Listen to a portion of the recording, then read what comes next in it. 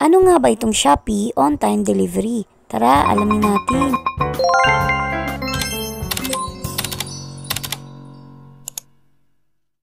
So kapag inopen nyo yung Shopee app ninyo, kapag halimbawa na lang may gusto kayong bilhin, example na lang itong diaper, kapag i-click nyo yung product na gusto nyo is may nakikita ba kayong ganito? Itong guaranteed to get by tapos yung date niya. So ano nga ba itong Shopee on-time delivery? Sabi dito na kapag na-late ang dating ng parcel mo, magkakaroon kayo ng voucher. Kapag na-late ng dating ang inyong order, magkakaroon kayo ng voucher at pwedeng-pwede nyo itong i-claim at gamitin sa inyong next purchase. Graduhin nyo lang yung expiration para hindi masayang. Balik tayo dito sa gusto kong orderin na diaper. Meron akong dalawang pagpipilian na courier. Unang-una is Shopee Express na darating daw ng 27 to 28 ng June. Kung JNT Express naman ay guaranteed daw na dadating by June 27. Yan makikita nyo na magkakaroon ako ng 30 discount voucher pag na-late ng dating. So ito nga umorder na ako at i-checkout ko na siya.